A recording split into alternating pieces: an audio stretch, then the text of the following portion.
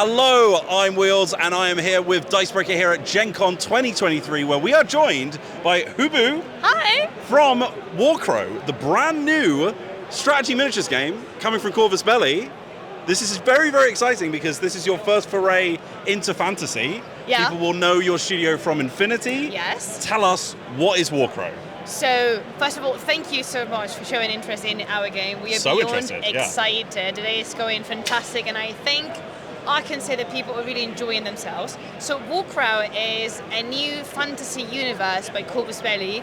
Last year we got Warcrow Adventures, which is a dungeon crawler that we launched through Kickstarter. Which people will remember from our coverage of last Gen Con, because we were also there for that. Yeah. Exactly. We're so keen. Oh, thank you so much.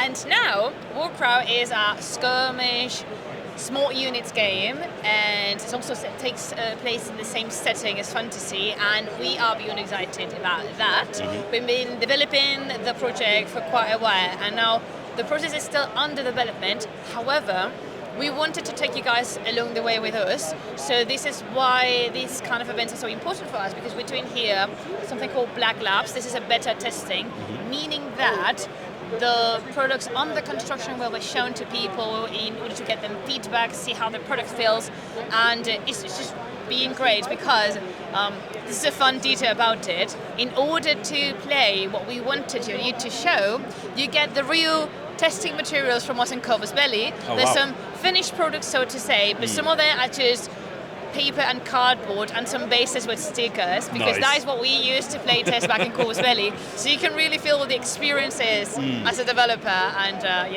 we are beyond excited. Right behind us, I believe, we have people doing a test game as we speak.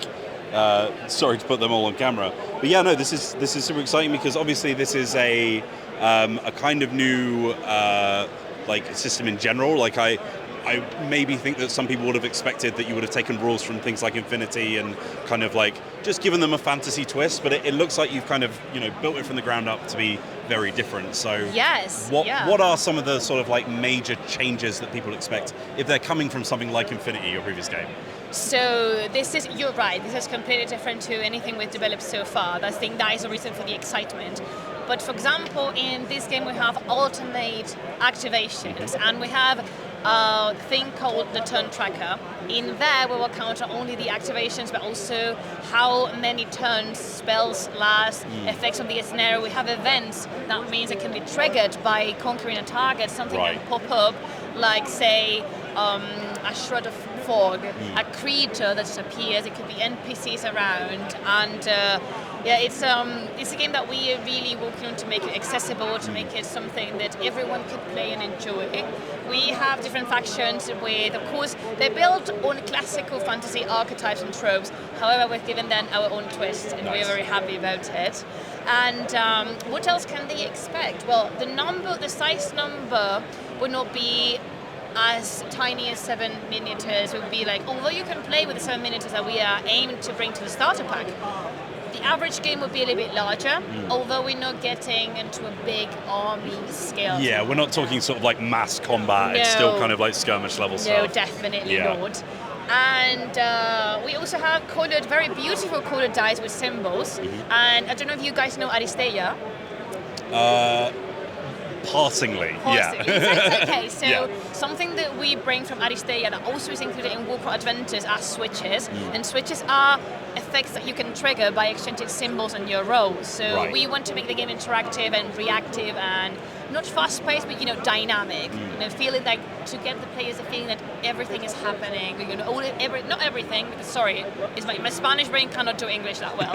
That almost things are happening every time. Like at all the moments, there's something going on the board. Yeah, so something I was actually quite interested to see when the first kind of like press releases were going around of like, hey, look, we're doing Warcrow at Gen Con, was the sort of like clock turn tracker that was in the board game adaptation. Yeah. When I saw that there, I was like, oh.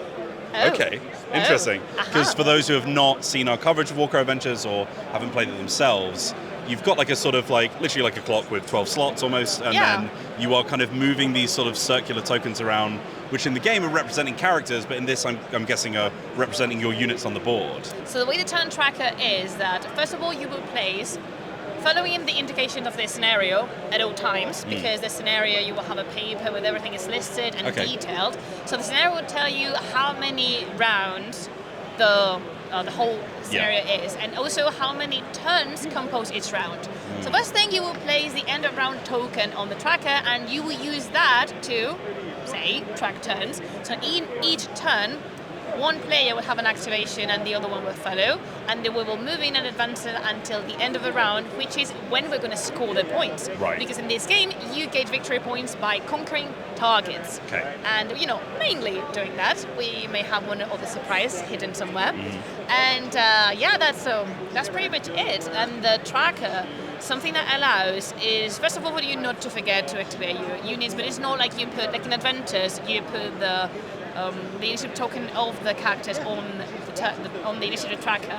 In this one, you don't. When you place the events, also if there's some folk around, they will have their own token, another NPC token, anything that will be in there. Also spells, because some spells would last, say, 2 turns, 3 turns, so you need that to remember, instead of the player being like, oh, I have to remember myself, we have the trackers to doing so. And so far, this has been something people are given very positive feedback on. They really like the tracker. They feel it's very intuitive and easy to play with, and it's great because I think it's one of the elements that differentiate these skirmish games from others. So we're happy with that one. Yeah, interesting. Yeah, I think because I've played a lot of Infinity to clarify, so I'm familiar with the way in which you guys make games. So I was interested by that, and I was like, okay, right. So is there anything else in Warcrow, mechanics wise, that you think people are going to be really interested in, and say it's something that you've not really necessarily seen before in miniatures games of its like? I would say switches is something that's quite unique and incorporated. I wouldn't dare to say we are the only ones out there, but definitely it's not something common you see out there. That's for one. And another interesting mechanic is that some units are formed by a single miniature, and those can join other units and create larger empires, and they bring some switches to them. They can benefit from the morale value. They can benefit from the dice they allow you to roll, having them. You can do pretty much pick and mix with anything. Also, magic works in a very interesting way as well, because if you want to enhance or make more powerful your rolls with the magic, you need to be exposed to a tinge. Yeah. Which, if you know something about that, is that not something to joke around with? Kind of magical corruption, very purpley kind of. Yeah. Interesting. Okay. Oh, hail the accurate of flesh. Sorry. Long live the science. Well, okay, so we're teasing some factions here. So, what factions are we going to expect at launch, and sort of what makes them interesting? What differentiates them from each other? Okay, so I'm going to start with this. This is the hegemony. The very illustrious hegemony of Embazig, and this is quite unique to us because it's the largest empire in the universe of Warcrow, but also it's mixed. So you would have humans, you have elves, and you also have dwarves in it. Yeah. So it's a very much cosmopolitan empire, large, varied, and vast. And they're very proper, they're very correct. They like things done precisely. Yeah. And this is one of the factions. The other one that would be accompanying the hegemony, accompanying in a very brutal, violent way, that will be facing the hegemony in the battle pack are the Northern Tribes. Okay. And the Northern Tribes, it's an alliance formed by orcs. We like orcs, but we've created a new race they call the Varank, and the Varank are blue-skinned, feral hybrids from the north. They are fantastic, and I do encourage you to look up the art that we have of the games because,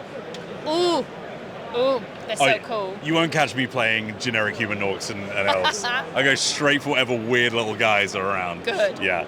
Good. And we have, of course, dwarves. We have a great nation of dwarves. They're called Mount Haven, living inside and outside the mountains, and they are following thoroughly the master plan that they only know about.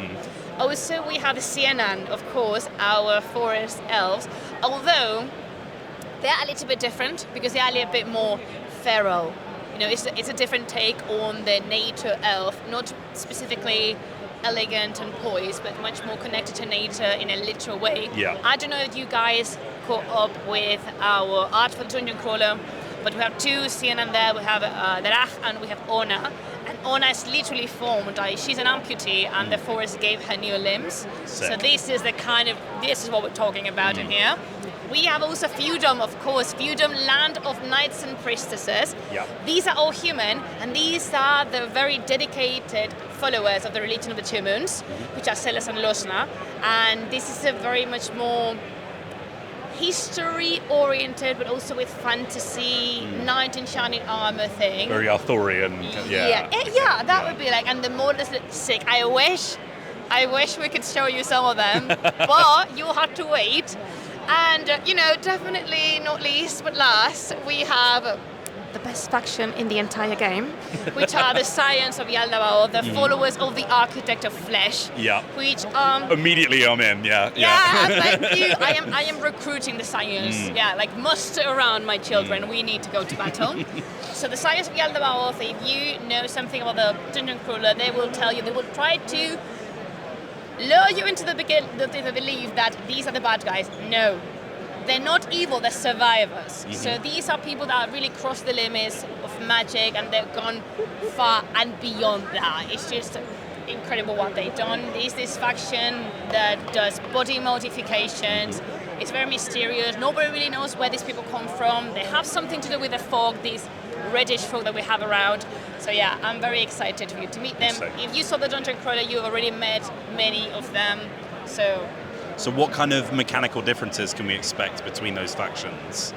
Okay, so again, just bear in mind, I know you do, but this is something to remind that everything is a work in progress. Yeah. So we really, as you say, stickers on bases. Like we're very much in development, We are, but I think it's beautiful to show you this because sometimes the real work of how a game is made is not emphasized, and that could lead to the thought of it being something maybe easier or more casual than it actually is.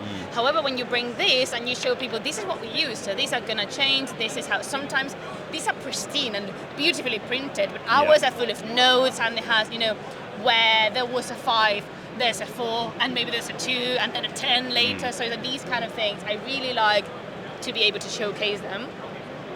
The difference between factions, it would really depend on when we created not only the factions mechanically, but also the lore. We were having something in our mind. Say, for example, the orcs are very brutal and they thrive in melee combat, in close combat, whereas the elves are swifter, the agile, the faster.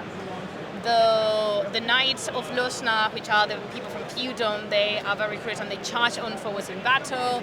The hegemony has a very well-structured empire, thus a very well-structured army. So they're more into like they will be closer to like a modern-day army, I would say, in terms of organization. Yeah.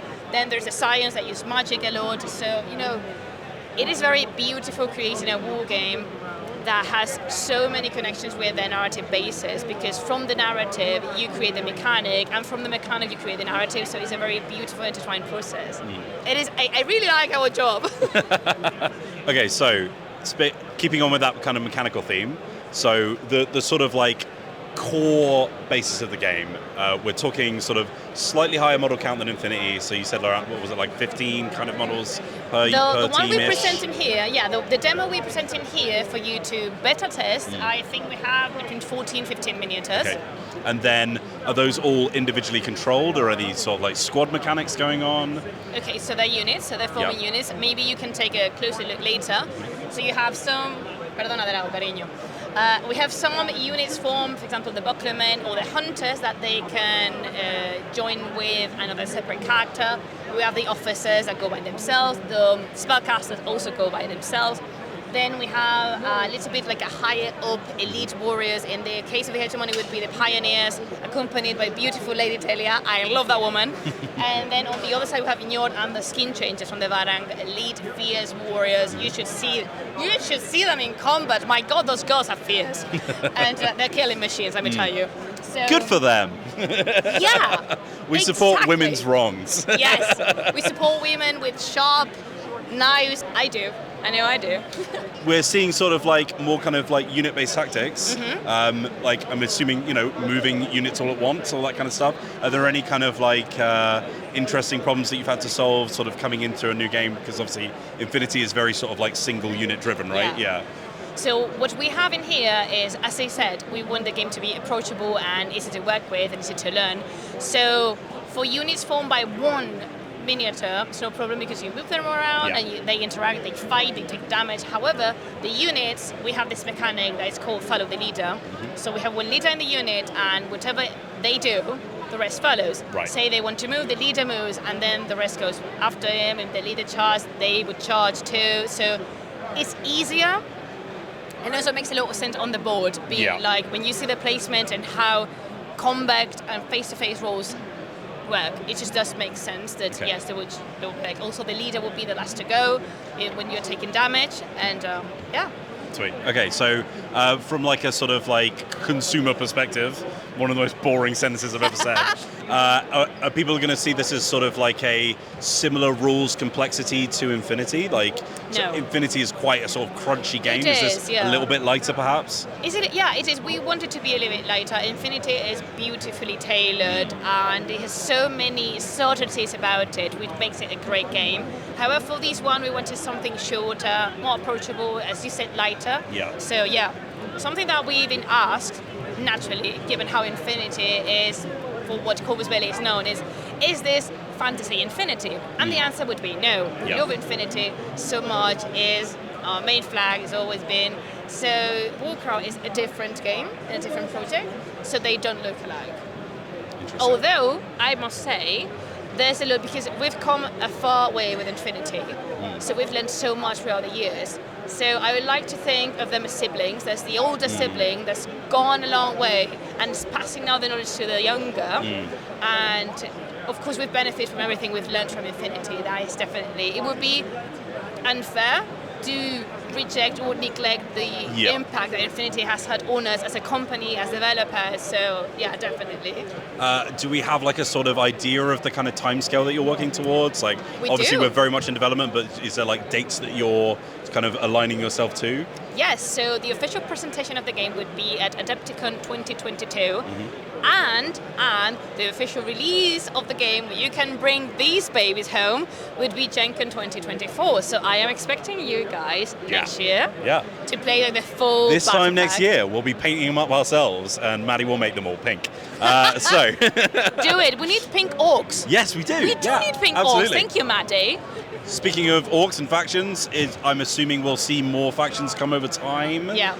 Are we going to see the sort of similar thing that was happening with Infinity, where you kind of get those kind of like sub-factions, where it's like a kind of like a splinter group from one large one that you've already seen? Something that is very beautiful of the process, like this being in development, is that some things are very fresh still, so we have so many possibilities ahead of us, so perhaps we will see where the road takes us.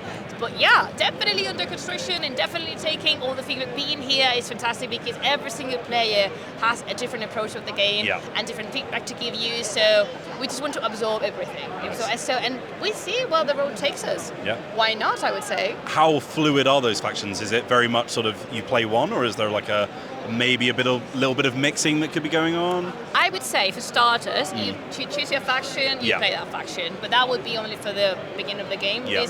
We are teaching Warcrow how to walk. Yeah. So we would see where it gets, where it learns to run. So. Fair, very fair. So to sum up, give us the final elevator pitch for why people should care about Warcrow in general. Like, what separates it from the rest of the games on the market? What makes it unique? Okay, so I would say this is a war game that's accessible, open, very friendly. We have classical tropes with a twist from us. Mechanically, we're bringing many things that are different for the table. We're bringing switches. We are bringing the turn tracker. We are bringing the different ways of creating the units. And it is a game you can play pretty much with everyone. It's easy to learn, it's easy to absorb, and we are very willing to create a community. We've had many people that are very excited already. So thank you for that, guys. You know who you are. And I would say if you want to get into war games, this is a magnificent starting point. And if you already love war games, you're going to enjoy the possibilities of this one so much. So definitely check that look. look at our website, look at our videos playlist, get in touch if you want to know something, and yeah. Okay, well, you talked about building a community. Tell us where we can find more about Warcrow, more about yourself and Corvus Belli. Where are you at? And then I am the one having a question for you. Oh. Because we have a test on our website that would indicate which faction you belong to. Have you taken the test?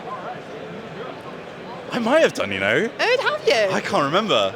But I mean, Maddie loves horoscopes, so I feel like we could do that together as a fun experience tonight. Definitely. Yeah. So you could do that. Go. Our website is called warcrow.com. Of course, there is corvusbelli.com, the official website of our company, where you can find all about events, what's happening with us, where you can better play the demo, because that is the fun thing.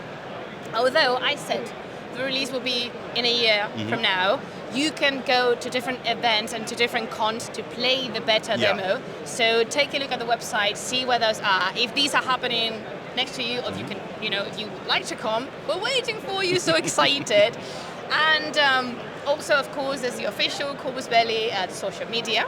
And I think we'll have a YouTube channel as well, where we post updates about this game and the others. And you can see you wearing elf ears, which we have seen. Yeah. You can see me very much enjoying myself wearing multiple costumes.